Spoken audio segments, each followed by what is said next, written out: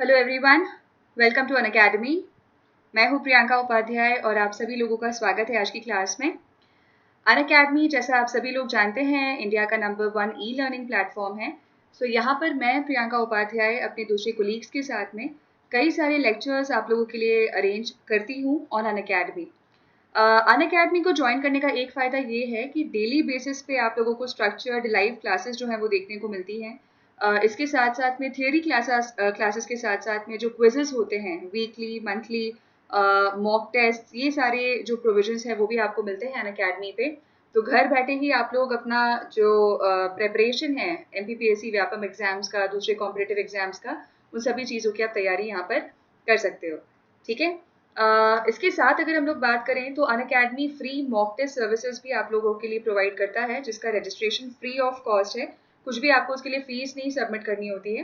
तो हर संडे या मतलब अकॉर्डिंग टू द अनाउंसमेंट यहाँ पर मॉक टेस्ट सीरीज कंडक्ट किया जाता है बाय अनअकैडमी, जहाँ पर जो इवैल्यूएशन है पेपर्स का, that is done by the toppers. ठीक है। एमपीपीएससी एग्जाम्स में पहले जितने भी टॉपर्स रह चुके हैं वो पूरा आपका पेपर इवैल्यूएट करते हैं और इससे आपको ये पता चलता है कि कहाँ पर कौन से सब्जेक्ट में आपका लूप होल है एंड कौन से सब्जेक्ट्स में आपको ज़्यादा अच्छे तरीके से और प्रेपरेशन अभी करनी है।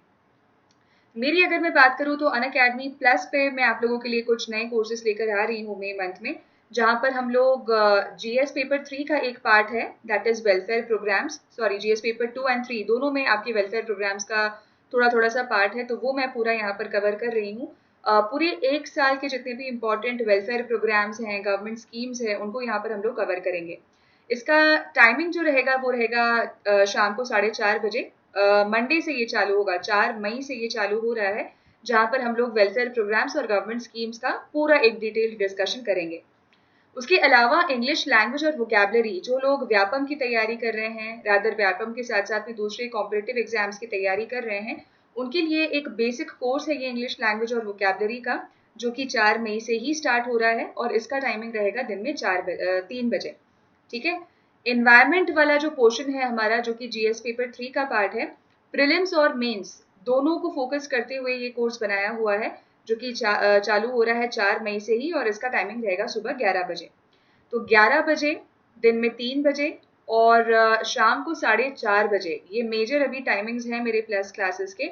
इसके अलावा ट्यूसडे, थर्सडे और सैटरडे मेरी फ्री क्लासेस रहती हैं अनअकैडमी पर ही, जिसमें हम लोग रैंडम टॉपिक्स को पिक करते हैं। कुछ क्विज सेशंस हम लोग वहाँ पर करते हैं, जिससे कि एक बहुत ही इंटरैक्टिव मोड बनता है क्लास का और आपका ऑब्जेक्टिव वाला जो पार्ट है काफ़ी सारे सब्जेक्ट से रिलेटेड, वो वहाँ पर कंप्लीट होता चलेगा।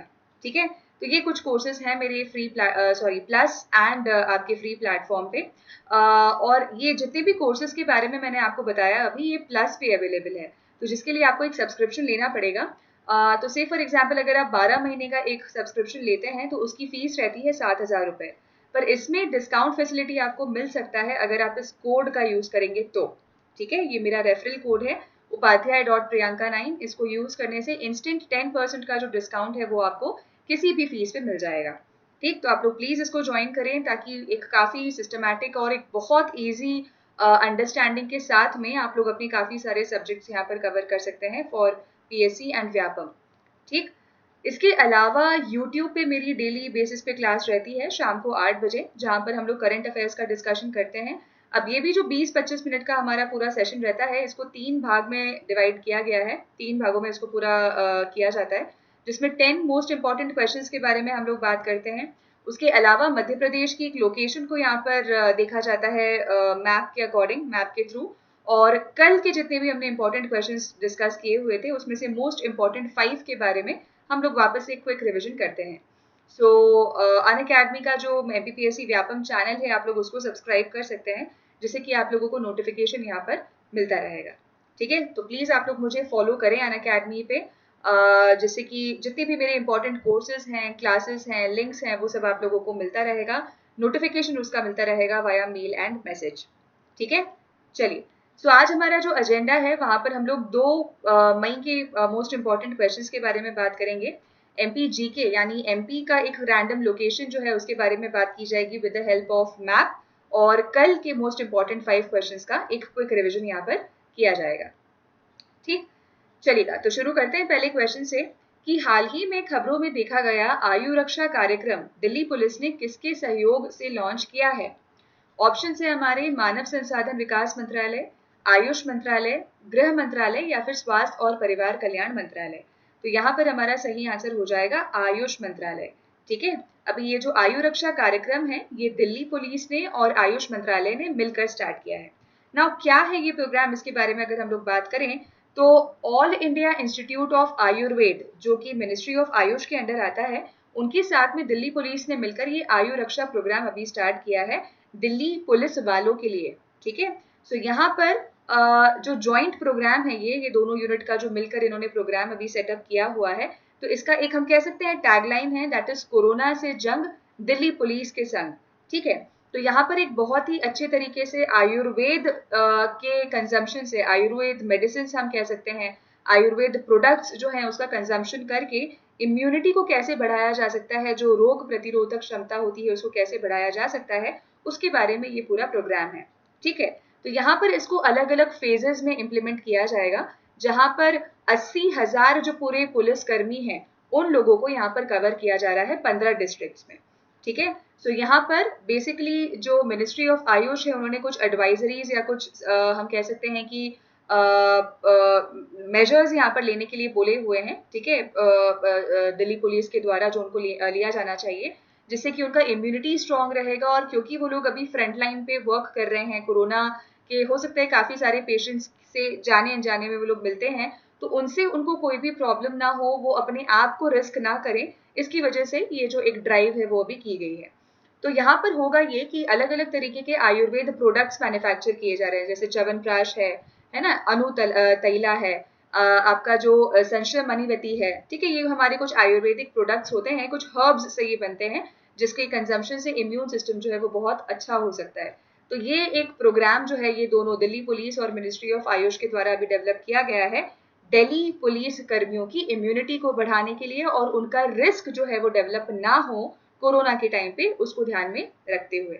ठीक, दूसरा क्वेश्चन है हमारा कि ओपन बजट सर्वेक्षण किसके द्वारा संचालित किया गया है?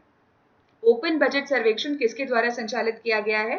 पहला ऑप्शन है हमारा पश्चिमी संपत्ति प्रबंध कंपनी यानी कि वेस्टर्न एसेट मैनेजमेंट कंपनी, अंतरराष्ट्रीय बजट पार्टनरशिप यानी कि international budget partnership, standard chartered bank या फिर भारतीय रिजर्व बैंक। तो यहाँ पर हमारा सही आंसर हो जाएगा इंटरनेशनल बजट पार्टनरशिप। ठीक है, ओपन बजट सर्वेक्षण यानी कि सर्वे जो है अभी किसके द्वारा किया गया है? इंटरनेशनल बजट पार्टनरशिप के द्वारा किया गया है।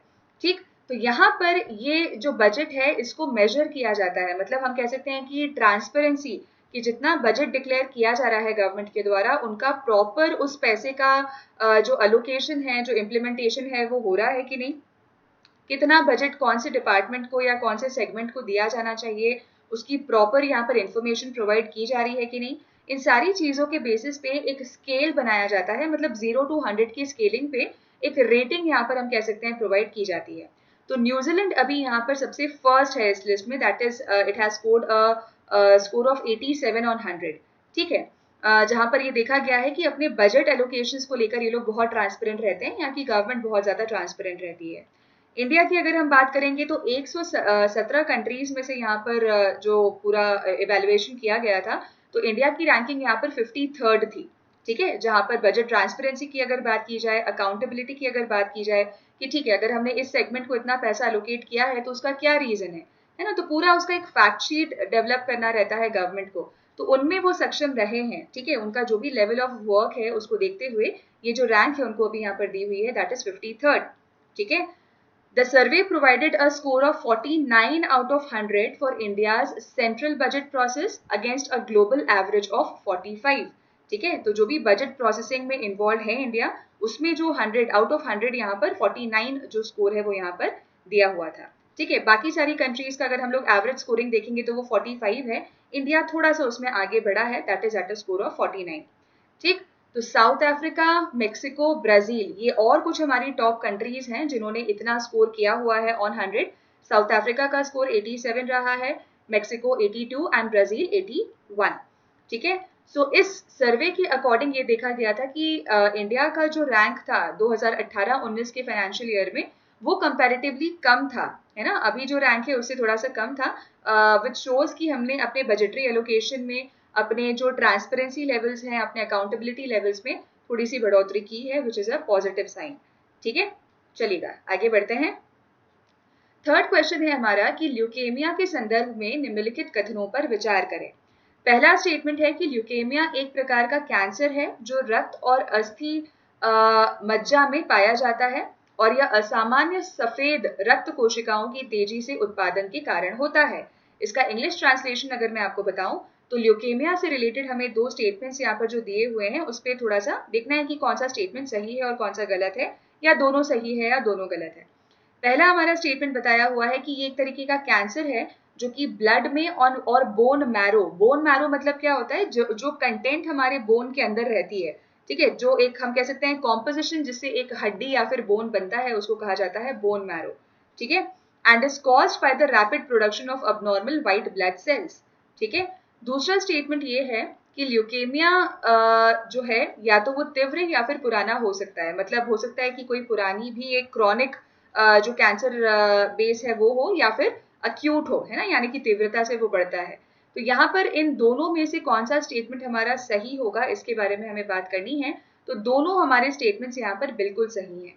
अभी जैसा हमने न्यूज सुना होगा, जो ऋषि कपूर जी हैं हमारे बहुत ही फेमस एक बॉलीवुड एक्टर जिनका भी निधन हो गया है रिसेंटली 30 अप्रैल 2020 को, तो उनका भी ल्यूकेमिया के कारण ही निधन हुआ है।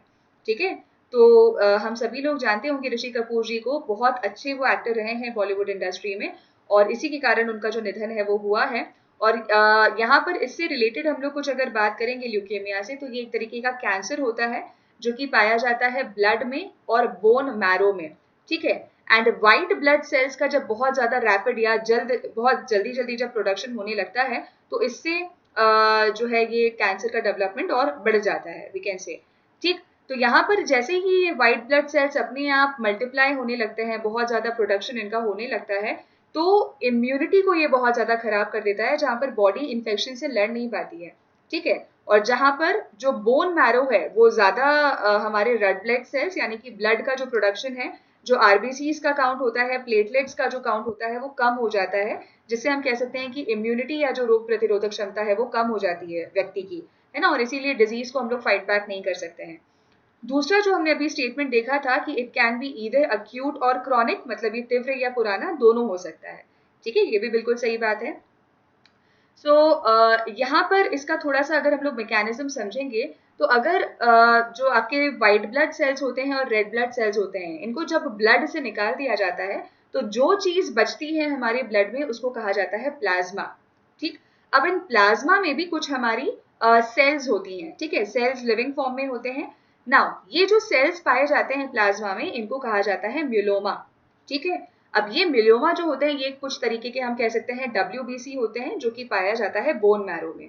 अब एकदम से जब WBC बढ़ जाएगा बॉडी में तो ये क्या करते हैं कि जो इम्यून सिस्टम है उसको खराब करने लगते हैं, और अल्टीमेटली जो क्षमता होती है डिजीजेस को फाइट बैक करने की वो कम हो जाती है। ठीक है, सो यही कुछ म्यूलोमा सेल्स जो होते हैं ये रूप ले लेते हैं कैंसर का, जो कि बहुत ही रैपिडली कभी कभी बढ़ जाते हैं एंड अल्टीमेटली एक ऐसे स्टेज पे आ जाते हैं जहां पर इनका ट्रीटमेंट, इनका क्योरिंग कैपेसिटी जो है वो बहुत ज्यादा कम हो जाता है।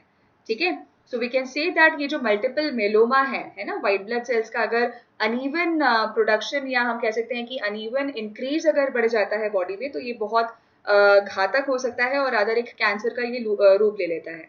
ठीक है, सो यही चीज अभी ऋषि कपूर जी के साथ में भी हुई थी जिनका अभी निधन हुआ है 30 अप्रैल को। ही is the very famous Rishi Kapoor. Fourth question है हमारा कि चाक हाओ एक सुगंधित लसदार चावल निम्न में से किस राज्य से संबंधित है? नागालैंड, मणिपुर, मेघालय या फिर बिहार। ठीक है, अभी जो हम लोग ज्योग्राफिकल इंडिकेशन की बात करते हैं, है ना, टैगिंग जो की जाती है किसी भी एरिया की, हो सकता है कि वहाँ के प्रोडक्ट से रिलेटेड कोई चीज, मतलब कोई भी प्रोडक्ट वहाँ का बहुत फेमस हो, या वहाँ की कोई भी ऐसी चीज है जो वहाँ की स्पेशलिटी हो, उसके अकॉर्डिंग वहाँ पर जियो टैग किया जाता है, उसको उसको ज्योग्राफिकल इंडिकेशन के अंदर कंसिडर किया जाता है। तो इसी तरीके से मणिपुर में एक लसदार चावल चाक हाओ उसका नाम है, जिसकी वजह से यहाँ पर इसको ज्योग्राफिकल इंडिकेशन का जो टैग है वो दिया हुआ है। ठीक है, तो मणिपुर में जो चाक हाओ चावल है दैट इज ब्लैक राइस, इसको ब्लैक राइस बोले जाते हैं, और गोरखपुर का जो टेराकोटा है ना, जो क्ले होता है हमारा, क्ले से जो बहुत अलग अलग तरीके के शो पीसेस हम कह सकते हैं या अलग अलग जानवरों के जो फॉर्म है वो बनाए जाते हैं गोरखपुर में, और उनपे जो कलरिंग यूज होती है वो भी ऑर्गेनिक तरीके से ही की जाती है और वहाँ के लोकल लोग ही बनाते हैं उसको। तो वो भी एक काफी इम्पोर्टेंट अभी जो हम कह सकते हैं कि प्रोडक्ट है जो कि आपका गोरखपुर में पाया गया है और जिसकी वजह से इसको जोग्राफिकल इंडिकेशन दिया गया है। तो दो चीजों के बारे में हमने यहाँ पर बात की, मणिपुर का चा खाओ और गोरखपुर का टेराकोटा। ठीक, तो यहाँ पर एक एप्लीकेशन फाइल की गई थी कंसोर्टियम ऑफ प्रोड्यूसर्स, है ना, जो चा खाओ के प्रोड्यूसर्स हैं उनके द्वारा ये फाइलिंग की गई थी कि जो ये चावल है इसके बेसिस पे जीआई टैग दिया जाना चाहिए मणिपुर को। और एप्लीकेशन आया था गोरखपुर टेराकोटा से भी, जहां पर हम लोग बात करते हैं लक्ष्मी टेराकोटा मूर्तिकला केंद्र, ठीक है, इनके द्वारा ये एप्लीकेशन फाइल की गई थी कि गोरखपुर का जो टेराकोटा प्रोडक्शन है वो बहुत ज्यादा फेमस है और उत्तर प्रदेश मतलब गोरखपुर उत्तर प्रदेश का एक स्पेशलिटी है जिसकी वजह से जीआई टैग उनको मिलना चाहिए। ठीक है, so this is the news. और चा खाओ के बारे में हम लोग थोड़ी सी और बात करेंगे। तो ये एक ऐसा किस्म का चावल है जिसकी खुशबू बहुत अच्छी होती है और मणिपुर में इसका जो है काफी पुराने टाइम से जो प्रोडक्शन है वो चलता आ रहा है। ठीक है, एक अलग ही तरीके का अरोमा, एक खुशबू है इस चावल में जो कि कल्टीवेट किया जाता है मणिपुर में। ठीक है, सो होता ना कि कभी कभी काफी सारे लोग जब इकट्ठे होते हैं, जो सामुदायिक दावत होते हैं या जो खीर बनाई जाती है इसकी, that is very very famous and उसकी वजह से ये जो चावल है ये बहुत लाइमलाइट में है अभी। ठीक है, सो इसका जो चिकित्सा प्रणालियों में भी यूज किया जाता है इस चावल का, है ना, चा खाओ का। और क्योंकि इसमें फाइबर कंटेंट बहुत ज्यादा होता है तो इसको पकाने में, जैसे नॉर्मल चावल जो हम लोग पकाते हैं वो ज्यादा टाइम नहीं लगता, मुश्किल से 15-20 मिनट में वो पक जाते हैं। बट ये जो चावल है क्योंकि इसमें फाइबर कंटेंट बहुत होता है तो पकने में बहुत ज्यादा टाइम लगता है, इसको 40 to 45 मिनट्स आराम से इसको पकने में लगते हैं। ठीक है, सो अभी मणिपुर के एरिया में ही, या मणिपुर का जो पूरा एग्रीकल्चरल जोन है वहां पर इस चावल को अभी उगाया जाता है। गोरखपुर टेराकोटा की अगर हम लोग बात करेंगे तो काफी सदियों पुरानी ये कला है जिसमें जो स्थानीय कारीगर हैं उनके द्वारा विभिन्न जानवरों जैसे घोड़े हो गए, ऊंट, बकरी, बैल, इसको मिट्टी की आकृतियां जो है मतलब इनके फॉर्म में बनाई जाती हैं। ठीक है, वी कैन से कि जो क्ले फिगर्स हैं अलग अलग एनिमल्स के वो यहाँ पर बनाए जाते हैं और जो कलर होता है इनमें, नेचुरल कलर इनमें यूज किया जाता है, जो कि अगेन बहुत टाइम से ये जो ट्रेंड है वो चलता आ रहा है कि ये क्ले मॉडलिंग करके इसमें कलरिंग जो है वो पूरी की जाती है गोरखपुर उत्तर प्रदेश में। तो ये दो मेजर लोकेशंस हैं जहां पर अभी ज्योग्राफिकल इंडिकेशंस का जो टैगिंग है वो किया गया है। पांचवा क्वेश्चन है हमारा कि 1 मई निम्नलिखित में से किस राज्य का स्थापना दिवस है? मध्य प्रदेश, महाराष्ट्र, गुजरात या फिर महाराष्ट्र और गुजरात दोनों। ठीक है, तो यहाँ पर हमारा सही आंसर हो जाएगा क्या? यहाँ पर हमारा सही आंसर हो जाएगा बी एंड सी। महाराष्ट्र और गुजरात दोनों की जो स्थापना दिवस है वो कब है? वो है 1 मई को। ठीक, इसके बारे में हम लोग अगर बात करें तो मोदी जी ने 1 मई को यहाँ पर गुजरात और महाराष्ट्र के जितने भी लोग हैं उन लोगों को बधाइयां दी थी क्योंकि ये फाउंडेशन डे था इन दोनों स्टेट्स का। और 60th फाउंडेशन डे था ये, अभी जो 2020 में मनाया गया था। हालांकि बहुत ज्यादा जोरों शोरों से इसको नहीं मनाया गया है अभी क्योंकि कोरोना पैंडेमिक की वजह से जो क्लॉजेस हमें भी फॉलो करने हैं, जो रेगुलेशंस हमें फॉलो करने हैं जो कि गवर्नमेंट के द्वारा अभी बताया गया है, तो उस चीज को यहाँ पर ध्यान में रखते हुए बहुत ज्यादा यहाँ पर जो है बहुत सिंपल तरीके से इसका ऑब्जर्वेशन अभी किया गया था। ठीक है, सो गुजरात और महाराष्ट्र दोनों यहाँ पर फॉर्म हुए थे इस एक्ट के तहत, जो बॉम्बे रीऑर्गेनाइजेशन एक्ट था 1960 का, उसके तहत ये दो स्टेट्स यहाँ पर फॉर्म हुए हैं।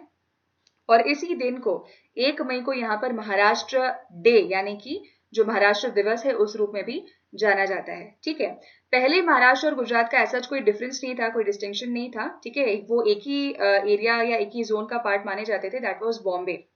1960 में 1 मई 1960 में जो नेहरू गवर्नमेंट है हमारे भारत के, उन्होंने बॉम्बे स्टेट को डिवाइड कर दिया था दो स्टेट्स में, that is Maharashtra and Gujarat. ठीक है, बहुत डिस्प्यूट भी हुआ था यहाँ पर लोगों के द्वारा, जो मराठास थे वो बोलते थे कि नहीं नहीं ये हमें मिलना चाहिए क्योंकि ज्यादातर लोग जो है वो मराठी हैं, जो बोली है वो मराठी बोली जाती है। और गुजरातीज जो थे वो ये बोलते थे कि नहीं नहीं, उनका कहना था कि जो बॉम्बे है वो उन्हीं की बदौलत था।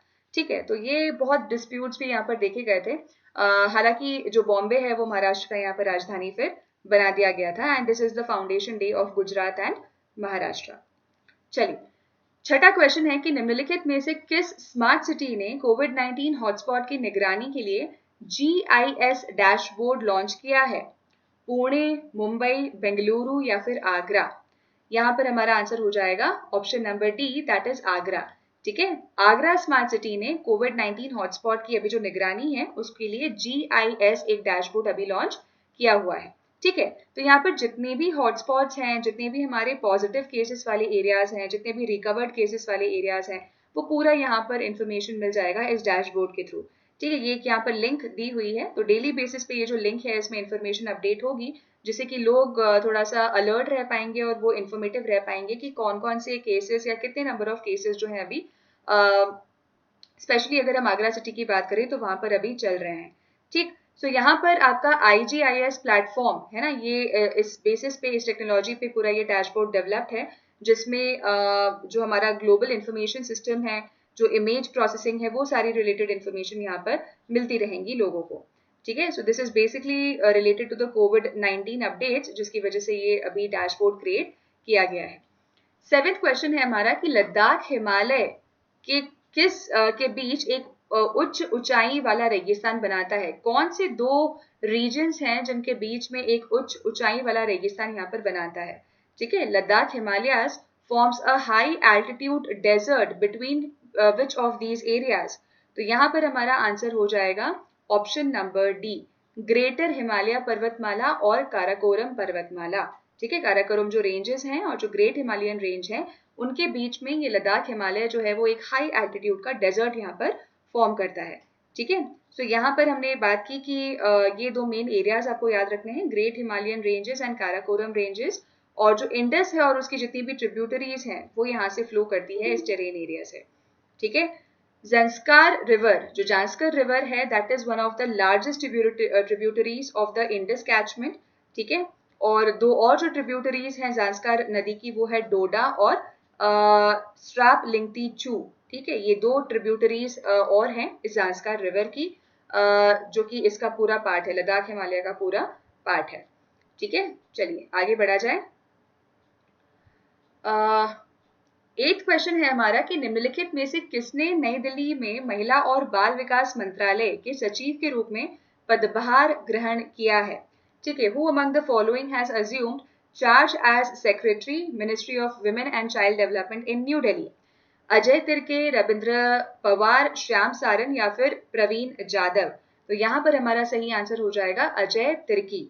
ठीक है, इन्हें अभी जो है वो अपॉइंट किया गया है as the secretary of ministry of women and child development. कहाँ पर? न्यू दिल्ली में। ठीक है, सो 1 मई को इनका जो अपॉइंटमेंट हुआ है एज ए सेक्रेटरी, वो यहाँ पर किया गया था, और इनके पहले जो सेक्रेटरी थे उनका नाम है रविंद्र पवार, जिनका अभी 30 अप्रैल 2020 को इनकी सेवानिवृत्त हो गए हैं, 30 अप्रैल 2020 को। तिर्की जी के बारे में अगर हम लोग बात करेंगे तो मध्य प्रदेश कैडर के ये एक IAS ऑफिसर रह चुके हैं 1987 बैच के। ठीक है, यहाँ पर सेक्रेटरी के पद पे अपॉइंट होने के पहले उन्होंने इसी डिपार्टमेंट में स्पेशल सेक्रेटरी के रूप में भी इन्होंने काम किया हुआ है।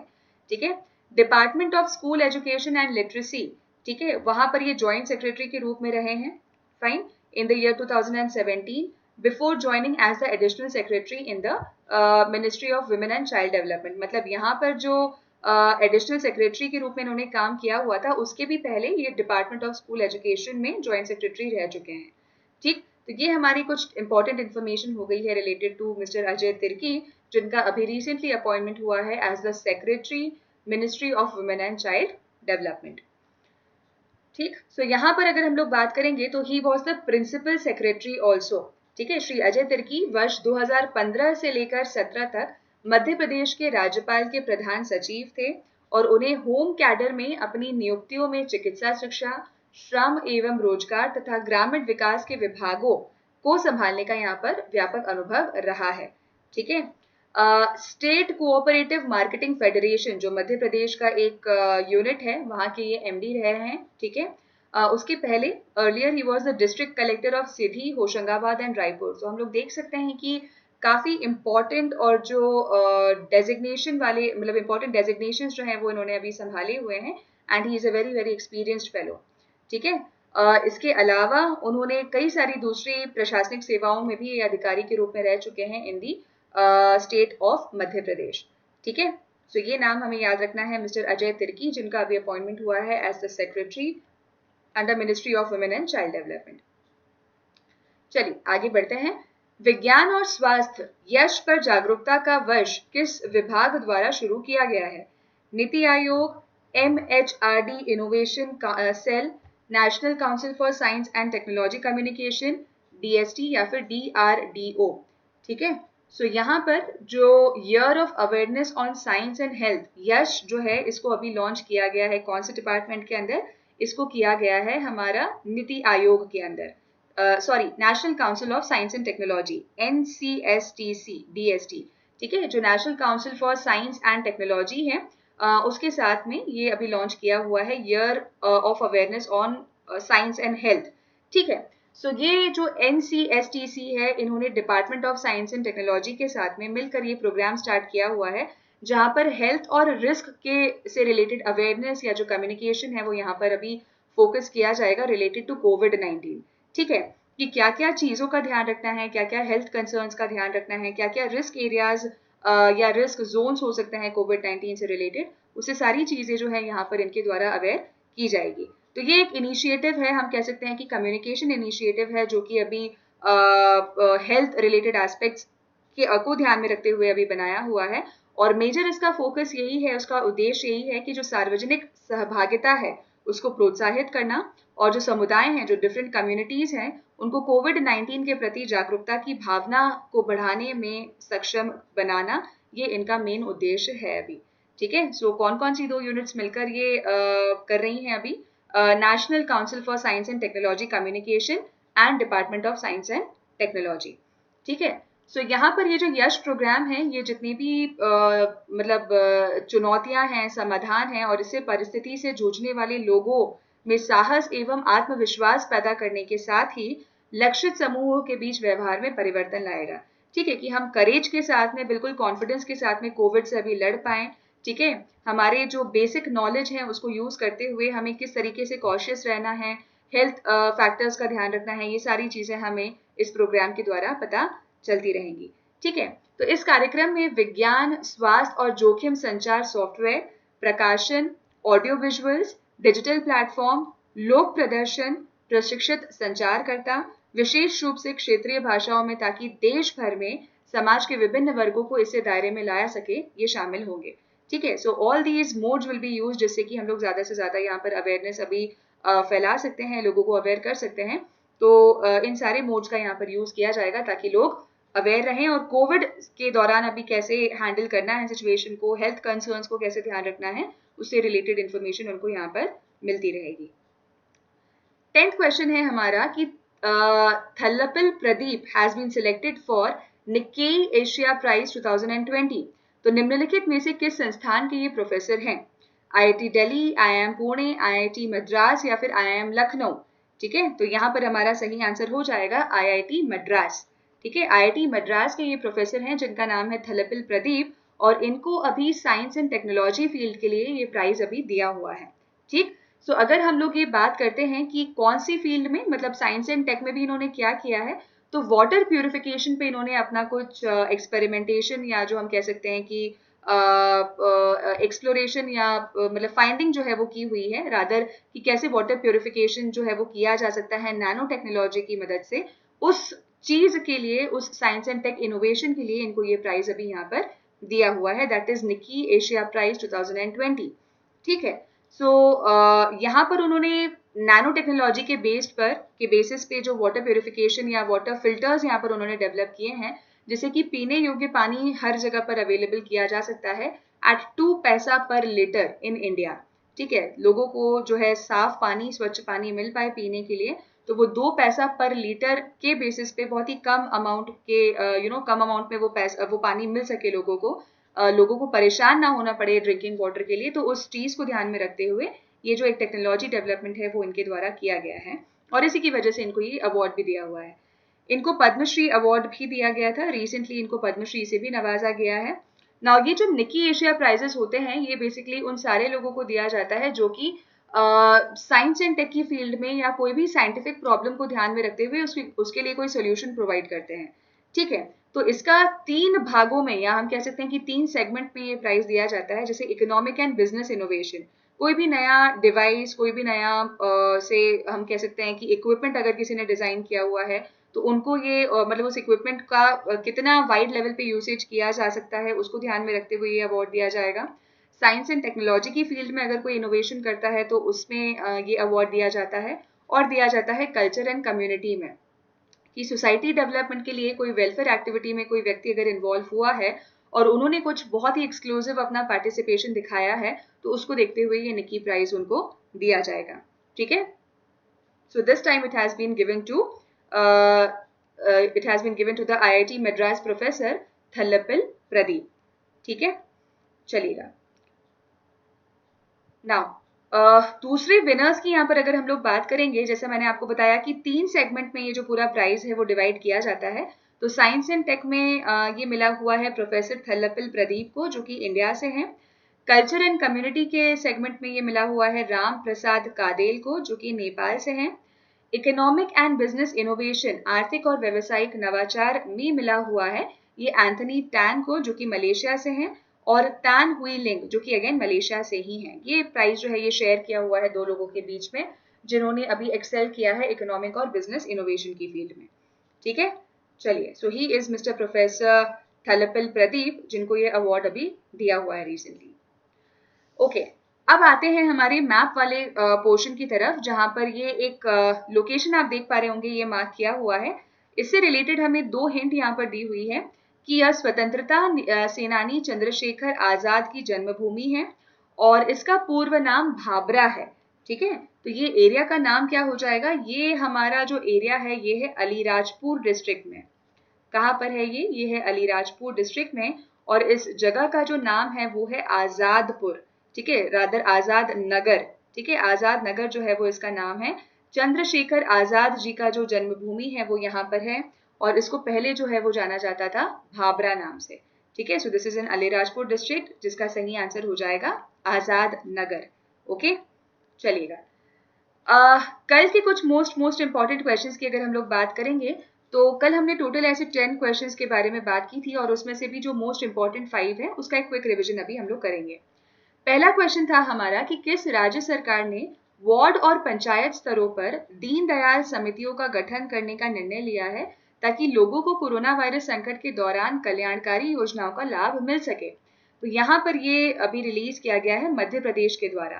ठीक है, ये जो दीनदयाल समितियां हैं ये अभी रिलीज की गई है मध्य प्रदेश के द्वारा, जहां पर रूरल एरियाज में, है ना, जो हमारे विलेज वाले एरियाज है वहां पर पंचायती लेवल पे जो कमिटीज हैं वो बनाई गई हैं, और जो शहरी इलाके हैं वहां पर आपके वार्ड बेसिस पे ये जो कमिटी है वो बनाई गई है, जहां पर उनका ये काम रहेगा कि जो भी कल्याणकारी योजना, जो भी वेलफेयर स्कीम्स गवर्नमेंट के द्वारा बनाई जा रही हैं, उनका प्रॉपर वहां पर इम्प्लीमेंटेशन हो रहा है कि नहीं, उनका प्रॉपर मैनेजमेंट चेक करना, ये सारा जो काम है इन दीनदयाल समितियों का रहेगा।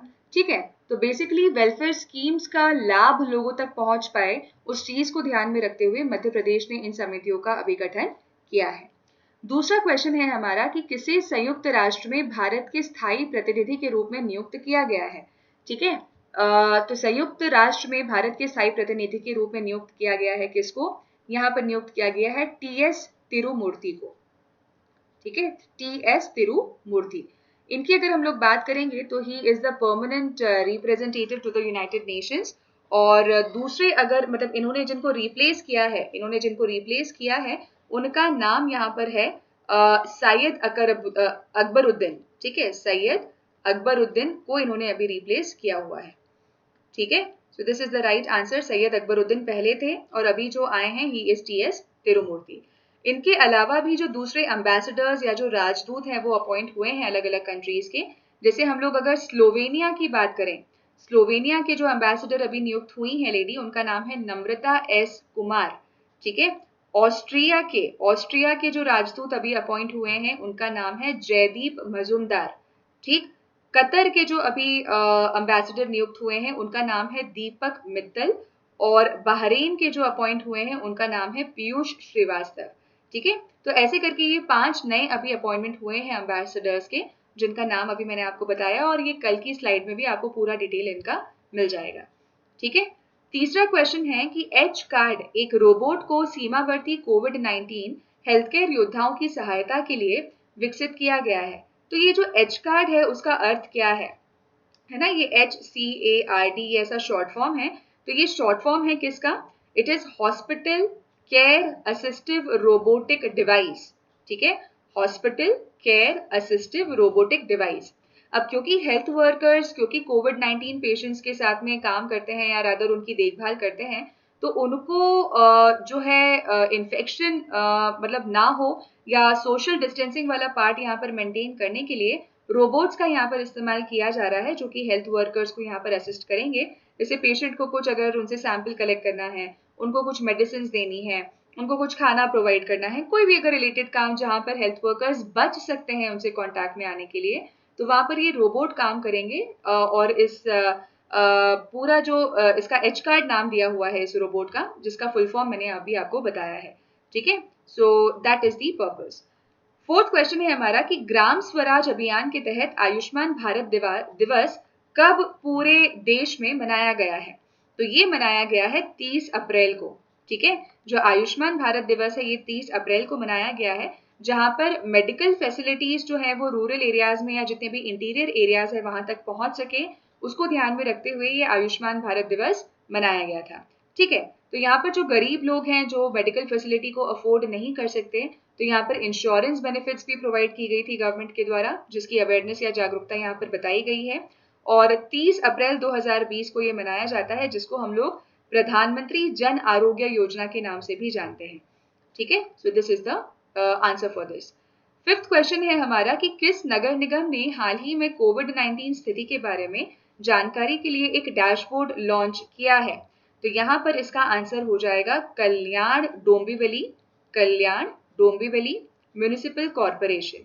ठीक है, महाराष्ट्र में ये अभी एक डैशबोर्ड अभी लॉन्च किया हुआ है, जहां पर अलग अलग वार्ड्स के बेसिस पे पूरी जो जानकारी है वो दी जाएगी लोगों को, कि कौन से वार्ड में कितने केसेस हैं, कहाँ पर रिस्क एरियाज ज्यादा हैं, कहाँ पर जो नंबर ऑफ केसेस हैं वो बहुत ज्यादा हैं। तो ये सारी चीजों को भी ध्यान रखते हुए ये जो कल्याण डोंबिवली म्यूनिसिपल कॉरपोरेशन है उन्होंने ये एक डैशबोर्ड लॉन्च किया है, जिससे कि रियल टाइम इंफॉर्मेशन यहाँ पर लोगों को मिलती रहेगी। ठीक है, so this was all for today. हम लोगों ने मोस्ट इंपॉर्टेंट 10 क्वेश्चंस के बारे में बात की। हम लोगों ने मैप का एक जो क्वेश्चन है वो सॉल्व किया, और कल के जो मोस्ट इंपॉर्टेंट क्वेश्चंस थे उसका यहाँ पर डिस्कशन किया है। ठीक है, सो आई होप आप लोगों को सेशन अच्छा लगा होगा गाइस। प्लीज आप लोग अपने सजेशंस जरूर दें कि आप लोगों को कैसे लग रहे हैं क्वेश्चंस। कुछ और आप लोगों की तरफ से फीडबैक है तो वो भी it is welcome. I will be dilated अगर मैं उनको अटेंड कर पाऊँ तो। ठीक है, हम लोग डेली बेसिस पे अपना जो करंट अफेयर्स का ये सीरीज है वो 8 बजे रखते हैं, तो प्लीज़ आप लोग डेली 8 बजे नियमित रूप से सारे लेक्चर्स देखें, ताकि आपकी करंट अफेयर्स की प्रिपरेशन पैरेलली बहुत अच्छे तरीके से होती चली जाएगी। साथ ही साथ अनअकैडमी पे भी आप लोग प्लीज़ मुझे फॉलो करें, ताकि जो हमारे थ्योरी चैप्टर्स हैं वो भी हम लोग कंप्लीट करते चलेंगे, और एक बहुत ही ईजी अंडरस्टैंडिंग के साथ में हम लोग डिटेल में सारे सब्जेक्ट्स को पढ़ने वाले हैं अनअकैडमी प्लस पे। ठीक है, चलिए, thank you so much for the participation. Take care, be safe, be healthy. जय हिंद।